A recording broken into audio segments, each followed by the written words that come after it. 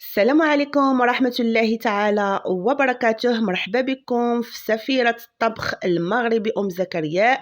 اليوم غنقدم معكم طحان معمر بما أننا مقبلين على عيد الأضحى. كما كتشوفوا اللي رافقته مع واحد البطاطس بشكل جديد، وغادي نبديو على بركة الله وفرجة ممتعة. عندي هنايا طحان ديال البقري كما كتشوفوا، نص كيلو ديال البصلة اللي شحرتها في الزيت حتى تحمرات، عندي الكمون التحميره الابزار، وعندي القزبر يابس والثومه والكفته وقزبر ومعدنوس، وعندي كذلك الزيتون والثوم. في مقلاة او في اناء غادي نوضعوا العناصر اللي ذكرت معكم كامله كما كتشوفوا معايا. كنتمنى يكون كل شيء واضح وباين. دابا غنتقلوا لاضافه التوابل كما كتشوفوا: الكمون، قزبر يابس، ابزار، معلقه صغيره ديال التحميره حمراء او البابريكا، ونصف ملعقه ديال البودر ديال الثوم، والروز اللي سلقته غير نص سلقه اللي ما ذكرتوش معكم في المقادير، والملح، وكذلك زيت الزيتون. غادي نحاول نخلط العناصر جيدا كما كتشوفوا معايا. كنتمنى يكون المشاهدين ديالي كل شيء واضح وباين.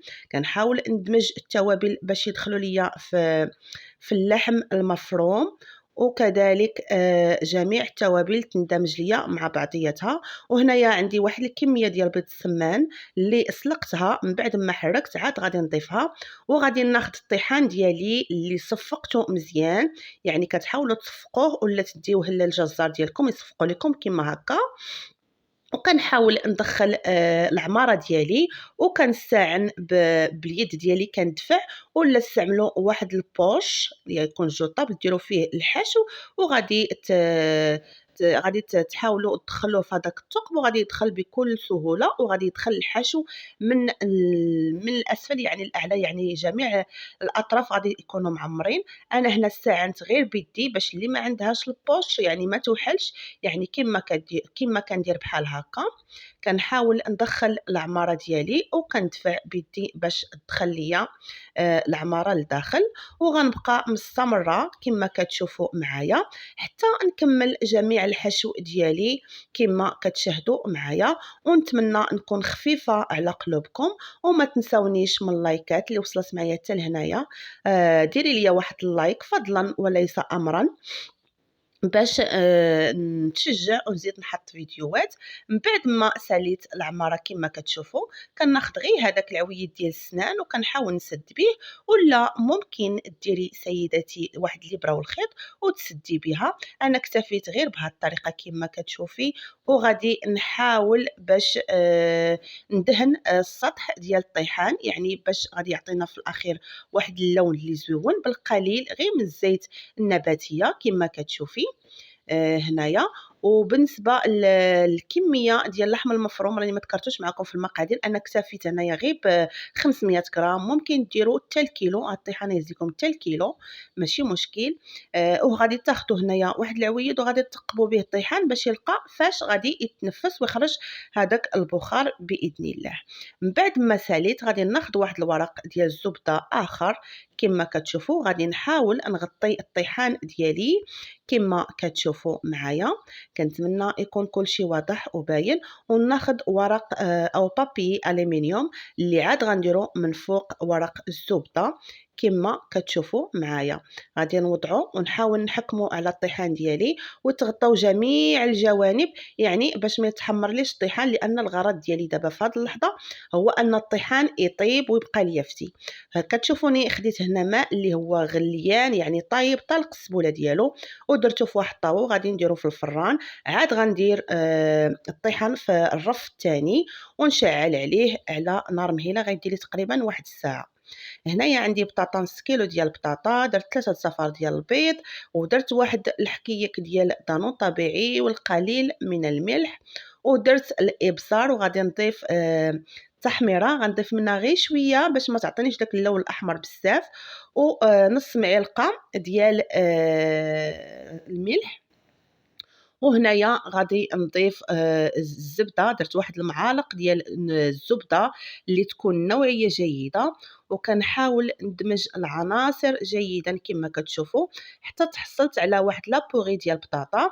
غناخذ واحد جو طابل، واحد البوش غادي ندير فيه البطاطا ديالي كما كتشوفوا، وغادي نجيب واحد الصينيه اللي غادي نشكل فيها البطاطس ديالي اللي غادي ترافق ليا الطيحان. كما كتشوفوا غادي تشكلوها باي بوق عندكم، اي شكل بغيتو، ممكن ديروها غير كويرات وتدخلوها الفران. انا حاولت نديرها بهذا الشكل بحال الحليوه ديال البوق اللي كتجي بواحد الشكل اللي هو راقي وزوين، شكل جديد. وكذلك هاد البطاطا راه كتجي كتذوب في الفم، يعني هذاك الدانون طبيعي اللي درنا ليها كيعطيها واحد الرطوبه، كتجي رطبه بزاف وزوينه. الا جربتوها ما غاديش تندموا عليها، وغادي ترافقوها في جميع المشويات ديالكم او اي حاجه تبغيو تحضروها. هنايا من بعد ما شكلتها هنا كنحاول نزينها بالقليل من الزيتون الاسود اللي قطعته، يعني ممكن ما الا ما بغيتوش تضيفوا هذه الاضافه ما كاينلاش، ولكن انا حاولت باش ندير هنايا نزيدها واحد الجماليه لهاد البطاطا. وضفت ليها شويه ديال الزيتون اسود، ممكن ديروا مطيشه سوغيس حتى هي كتعطي واحد المنظر اللي هو زويون. وهنايا كما كتشوفوا معايا الحبايب ديالي راه طاب ليا الطيحان، ها هو دا طاب، يعني من بعد ما دوز ليا ساعه ديال المكانه عريته وشعلت الفوق وطاب ليا كما كتشوفوا راه كيجي فتي بزاف وطايب. يعني حاولوا تعطوه شويه ديال الوقت وحتى يطيب لكم، وهذاك الماء اللي درنا في الصينيه هو اللي كيخليه كيجي رطب وفتي كما كتشوفوا معايا. وبالنسبه لدرجه الحراره انا درت درجه الحراره على 250 وشعلت غير لتحت. من بعد ما طاب ليا الطيحان عاد شعلت الفوق باش يتحمر. هنايا كما كتشوفوا راني كنحاول نقطعو هنايا بالموس ديال المنشار. ممكن الا ما كنتوش زربانين عليه تخليوه ليله كامل عاد تقطعوه، ولكن انا كنت زربانه عليه يعني وقطعته في البلاصه. وكما كتشوفوا ها هو كيتقطع بكل سهوله، يكفي انه يكون غير عندك الموس ديال المنشار، شي موس اللي هو حاد باش تقطعيه باش يجي الشكل ديالو زوين كما كتشوفي معايا. هانتوما كما كتشوفوا راه كيتقطع بكل سهوله. وغادي نحاول نقطع لكم شي مورسو ونقربوا لكم على الكاميرا باش تشوفوه عن قرب كما غتشوفوا معايا. هنايا هذه هي البطاطا اللي صايبت معكم بعد ما طابت ليا في الفران، يعني راه ما كتديش وقت طويل دغيا كطيب وراه كتجي فتيه. والله ما كرهتها البنات نذوقكم باش تذوقوها وتعتمدوها لوليداتكم، راه غادي يحماقوا عليها. هنايا كنزين الطبق ديالي ديال الطيفور صغير، درت فيه الطيحان وغادي نزين هنايا بواحد الفلافل اللي كنت مرقدهم، فلفله حلوه اللي كتعطي واحد الشكل زوين وكتجي حتى في المذاق روعه كما كتشوفوا معايا. من بعد ما زينتها بهذا الشكل كما كتشوفوا غادي نحاول نزيد شويه ديال المعدنوس في الجوانب او في اطراف الطبق. وبالنسبه للفلفله راني عمرتها ببقيه البيض السمان اللي بقى عندي. وهذا هو الطبق ديالنا، نتمنى يروقكم وينال استحسانكم، وما تنساونيش من البارطاج واللايك، واللي مازال ما مشتركش يشترك. مع السلامه.